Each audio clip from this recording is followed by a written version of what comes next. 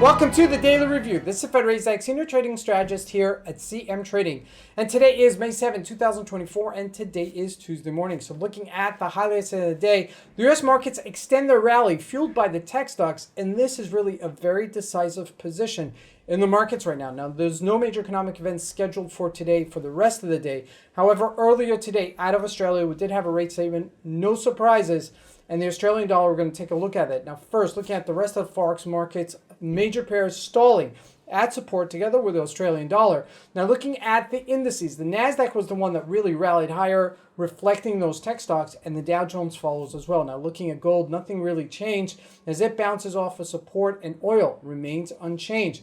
Now, looking at the stocks, specifically, it's NVIDIA, Meta, and Microsoft that fueled the markets higher. And lastly, looking at cryptocurrencies, Bitcoin remains unchanged and steady after those gains. So let's take a look at the markets and see what we can expect from today's trading.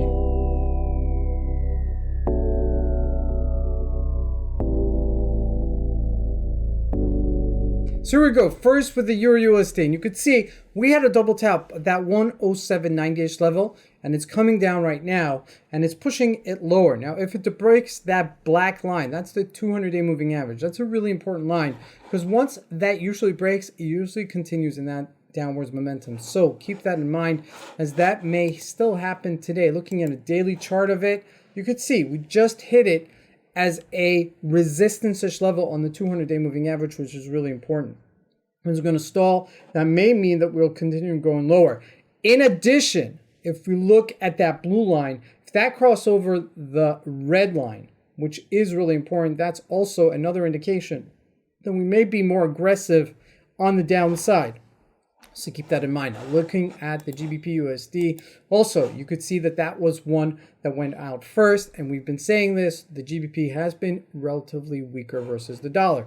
Now, jumping into the Australian dollar, this is a triple top. You can't draw this better than this. You know, it's just so clear as day that 66.36 was a resistance-ish level. And sure enough, we broke below it, albeit that we did have a rate statement this morning. There was no surprises, and the market acted accordingly. So keep that in mind. Beautiful, beautiful trade setups right now in the markets. Now jumping into commodities, gold trickling off of its bounce, okay, as it bounced to 23.35-ish level. Not a big bounce, but it's consolidating in this area, okay? Until it breaks out of this really tight range, it's going to continue going between 22.90 to 22.35-ish level. So that's something to consider. 23.35. Okay, that's the upper limit for it.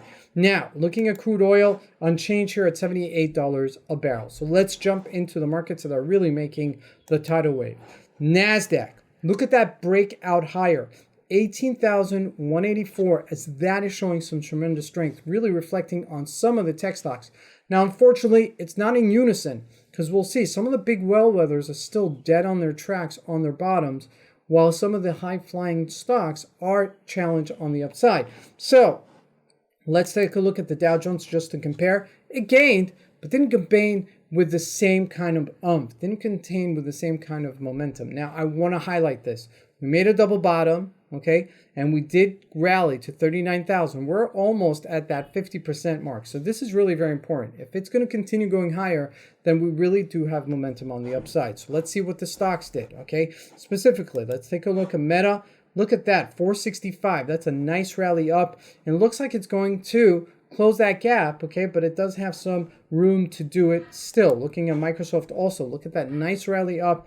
Also, another one that hit below $400 a share and now is recovering quite nicely. What's the other one that we mentioned? It's NVIDIA, okay, which is a huge flyer, still coming out with its corporate earnings in the next couple of weeks, so that's something to look forward to.